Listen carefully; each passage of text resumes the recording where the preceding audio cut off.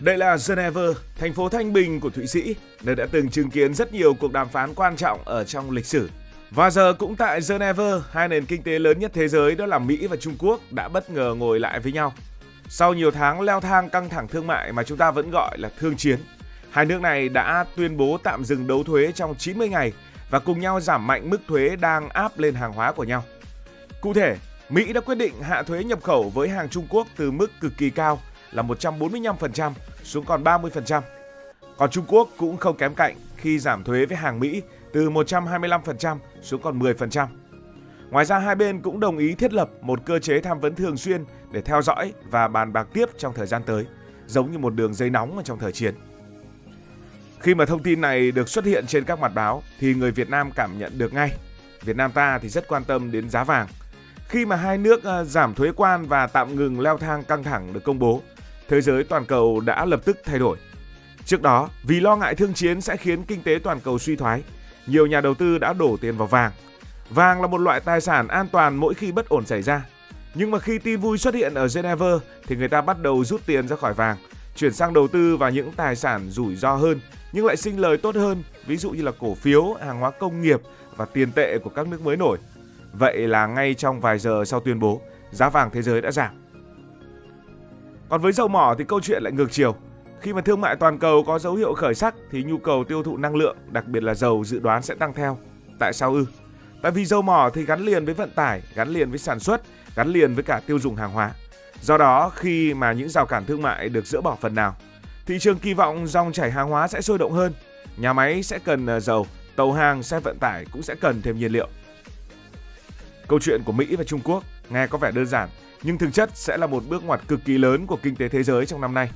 Vì chỉ vài tuần trước thôi, cả thế giới còn lo sợ rằng cuộc chiến tranh thương mại giữa Mỹ và Trung Quốc có thể đẩy nền kinh tế toàn cầu vào một đợt suy thoái mới. Những nhà đầu tư từ New York cho đến Thượng Hải đều giữ tâm lý lo lắng, thậm chí là nhiều đơn hàng bị hủy, nhà máy phải ngừng hoạt động và giá cả hàng hóa biến động mạnh. Chỉ riêng việc Mỹ nâng thuế hàng Trung Quốc lên cao đã khiến hàng chục tỷ đô la Mỹ giá trị hàng hóa bị kẹt cứng tại các cảng, không xuất đi được. Còn Trung Quốc, với vai trò là công xưởng của thế giới thì cũng bị thiệt hại khi mà chuỗi xuất khẩu sang Mỹ bị tắc nghẽn. Vậy nên khi hai bên tuyên bố ngừng bắn tạm thời, thị trường lập tức đã phản ứng tích cực. Nó giống như một cơn mưa rào giữa mùa nóng, giúp thị trường dịu lại sau những ngày u ám. Tuy vậy, câu hỏi được đặt ra là liệu đây có phải là bước đầu cho một hòa bình thực sự về kinh tế hay không? Hay chỉ là một quãng nghỉ để hai bên chuẩn bị thi đấu tiếp hiệp 2? Nếu nhìn vào địa lý và vai trò của hai nền kinh tế, chúng ta sẽ thấy lý do vì sao cả thế giới lại quan tâm đến cuộc gặp này đến vậy. Mỹ là nền kinh tế lớn nhất hành tinh, tiêu dùng nhiều hàng hóa bậc nhất trên thế giới. Còn Trung Quốc là một nhà máy sản xuất khổng lồ của cả hành tinh, chuyên cung cấp từ điện thoại, máy tính cho đến quần áo, đồ gỗ, thiết bị công nghiệp, vân vân và vân vân. Cái gì người ta cần thì Trung Quốc đều sản xuất được hết. Hai nền kinh tế này giống như hai bánh răng khổng lồ của guồng quay kinh tế toàn cầu. Nếu một bên dừng lại, bên kia cũng sẽ bị khựng theo. Và tất cả các nước khác, từ Việt Nam, Hàn Quốc, Ấn Độ cho đến Đức đều bị ảnh hưởng dây chuyền. Trước cuộc gặp tại Geneva ở Thụy Sĩ, thì Mỹ và Trung Quốc đã lao vào một cuộc chiến thuế quan cực kỳ căng thẳng. Mỹ đã bất ngờ nâng thuế lên gần như toàn bộ hàng nhập khẩu từ Trung Quốc. Tất nhiên là Trung Quốc không thể ngồi yên. Phản đòn bằng mức thuế cao ngất ngưởng với hàng hóa Mỹ, các doanh nghiệp hai bên bị kẹt giữa làn đạn của hai chính phủ. Ngành công nghệ Mỹ gặp khó vì không nhập được linh kiện giá rẻ từ Trung Quốc. Trong khi đó, các nhà máy Trung Quốc bị hủy đơn hàng, công nhân nghỉ việc hàng loạt. Đó thực sự là một trận đấu căng thẳng, không có tiếng súng, nhưng ảnh hưởng thậm chí còn lớn hơn cả một cuộc chiến thực sự. Trong khi đó, nhiều người khác thì lại lo ngại rằng 90 ngày này chỉ là một khoảng nghỉ để hai bên củng cố lại lực lượng trước khi đấu tiếp.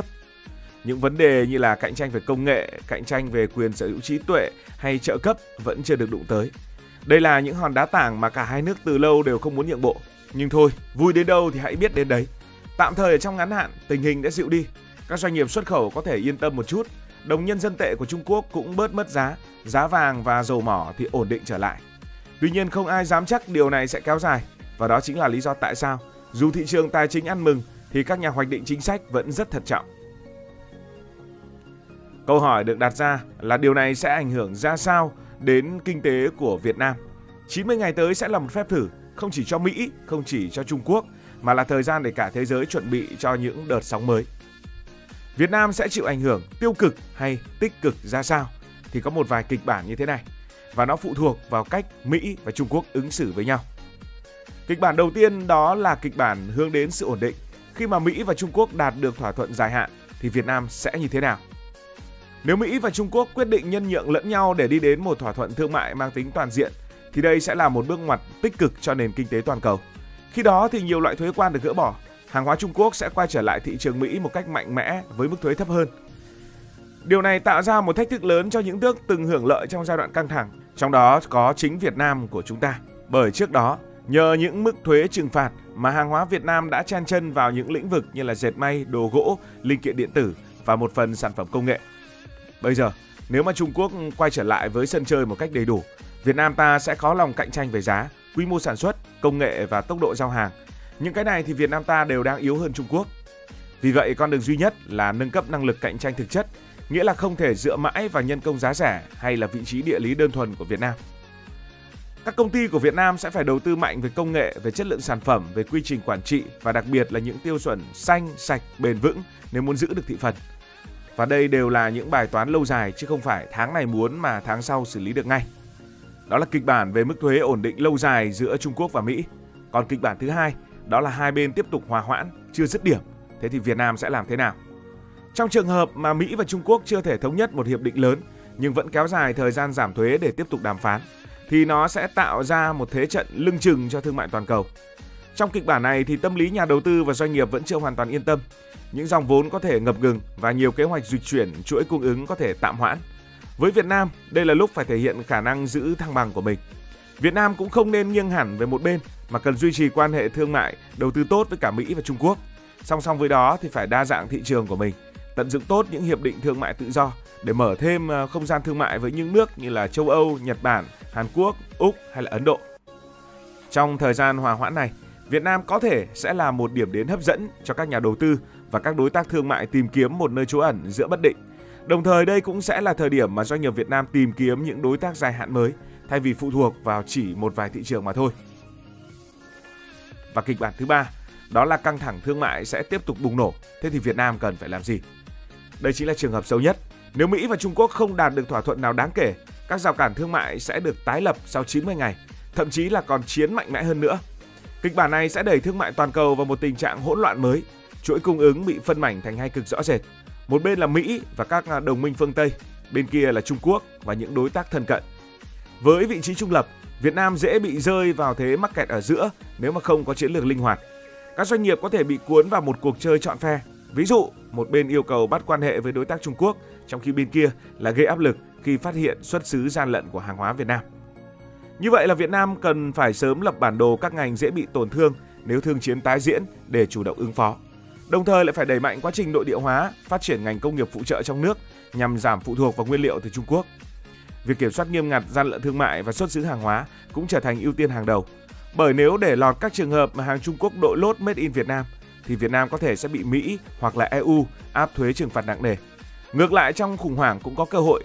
Nếu mà các công ty toàn cầu rút khỏi Trung Quốc để tìm điểm thay thế thì Việt Nam có thể vươn mình trở lại mạnh mẽ nếu biết chớp thời cơ như chúng ta đã từng làm được. Như vậy, dù kết quả 90 ngày sắp tới có như thế nào, Việt Nam chắc chắn không thể ngồi yên và trông chờ. Những doanh nghiệp, những nhà hoạch định chính sách cần xác định rõ, thế giới đang thay đổi nhanh và cạnh tranh ngày càng khốc liệt, thay đổi theo giờ, thay đổi theo ngày. Việt Nam chúng ta chắc chắn là cần phải nâng cấp bản thân để đứng vững và để vươn lên nữa. Thay vì chỉ là người đợi chờ cơ hội của mình trong cuộc chơi giữa hai gã khổng lồ của kinh tế thế giới. Đây chính là thời điểm để Việt Nam thể hiện bản lĩnh, thể hiện bản sắc, thể hiện khả năng làm chủ vận mệnh nền kinh tế của mình. Cảm ơn vì đã quan tâm theo dõi câu chuyện này.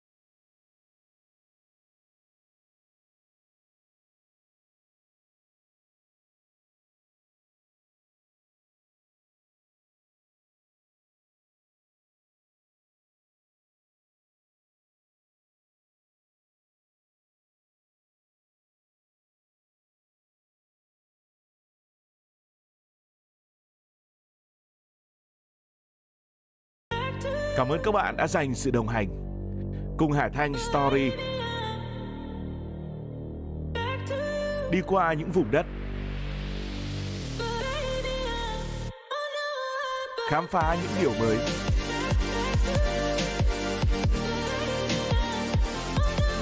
Đừng ngần ngại, hãy để lại những góp ý và xin được hẹn gặp lại.